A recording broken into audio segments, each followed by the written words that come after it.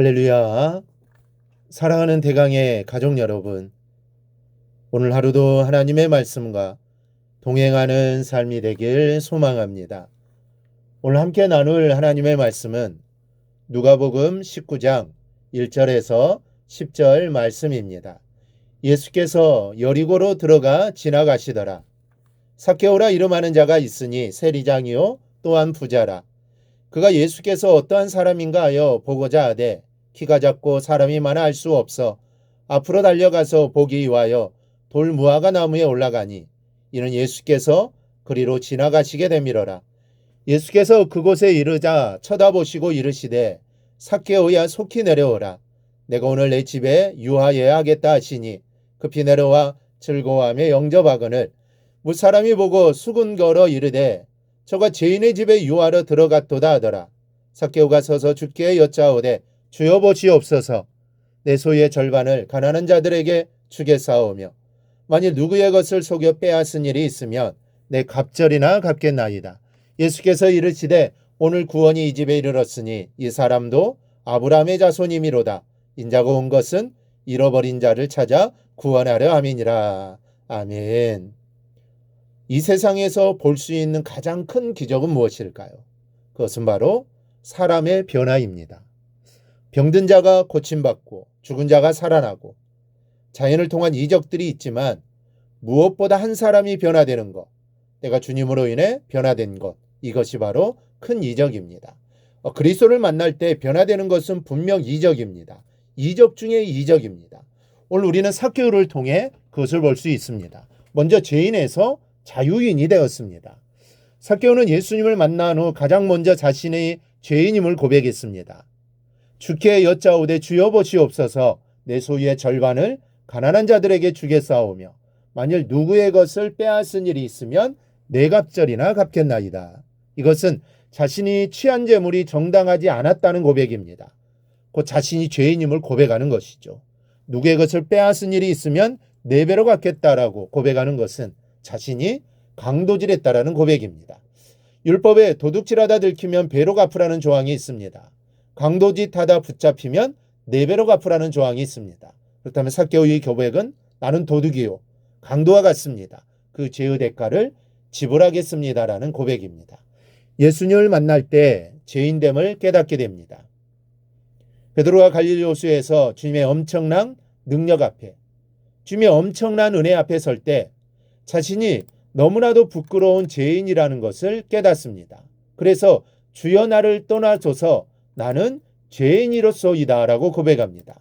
우리가 십자가 앞에 바로 설 때 바로 이 깨달음과 고백을 우리는 가질 수 있습니다. 십자가 앞에 설 때 우리는 하나님의 엄청난 의로움을 보게 됩니다. 우리가 스스로 의롭다 하지만 하나님의 깨끗하심과 그 거룩함 앞에 부끄러움을 우리는 느끼게 됩니다. 또한 하나님의 그 엄청난 사랑 앞에 죄인임을 깨닫게 됩니다. 그리고 이것을 깨달을 때 우리는 죄로부터 자유하기 시작합니다. 삭개오는 물질보다 사람의 중요성을 깨닫게 됩니다. 그는 돈을 벌기 위해 로마의 개가 되었습니다. 그러나 주님을 만나는 순간 그것이 다가 아니라는 사실을 그제서야 깨닫게 됩니다. 그것이 소중한 것이 아니라는 것을 바로 깨닫게 된 것이죠. 정말 중요한 것은 사람이라는 것을 그는 알게 된 것입니다. 그래서 자신의 재산을 가난한 자들을 위해 내가 내어주겠다라고 한 것입니다. 그것이 소중하지 않다라는 것이죠. 우리에게 있어서 여러분 중요한 것은 사람입니다. 하나님 다음으로 우리는 사람을 얻어야 합니다. 계명의 근본 정신이 무엇입니까? 하나님을 사랑하고 이웃을 사랑하는 것 아닙니까? 모든 율법의 총결산이 바로 사랑입니다. 사람을 소홀히 여기는 사람은, 소중히 여기는 사람은 사람을 얻습니다. 사람뿐 아니라 평화를 얻고 축복도 얻게 된다는 이 사실을 여러분 꼭 기억하시기를 바랍니다. 또 하나는 아브라함의 자손으로 회복이 됩니다. 주님은 삭개오를 하나님의 영상을 가진 택함받은 아브라함의 자손이라고 합니다. 곧 구원받은 자손이요 아름다운 하나님의 아들이라는 것이죠. 이 삭개오는 외모적인 결합을 가지고 있었지만 주님은 그것이 중요한 것이 아니라 그의 안에 있는 하나님의 형상을 보십니다. 동일하게 사랑받고 구원받은 아브라함의 아들로 보십니다. 여기서 자신의 존재의 소중함을 여러분 알게 되는 것입니다. 외적인 콤플렉스 가운데 있습니까? 스스로 노력해서 어떻게 할 수 없는 부분에 대해서는 여러분 받아들일 수 있기를 바랍니다. 중요한 것은 우리가 하나님의 영상을 가진 사람이라는 사실입니다. 주님께서는 우리의 중심을 보신다는 겁니다. 아버지께서는 너는 내 아들이라 내 딸이라 라고 말씀하신다는 점입니다. 주님께서 너는 내 신부다라고 말씀하신다는 점입니다. 사랑하는 여러분, 우리 여기서 사람은 변합니다. 여기서 주님을 알고 나를 알고 또 사람을 알고 여기서 변화가 이루어지는 겁니다. 이 변화가 있을 때 나는 자유케 됩니다. 모든 묶임에서 또 컴플렉스에서 물질의 노래에서 두려움과 염려에서 이 모든 것들로부터 우리는 변화가 됩니다. 여러분, 이게 바로 이적입니다. 우리는 이적 가운데 있는 사람입니다.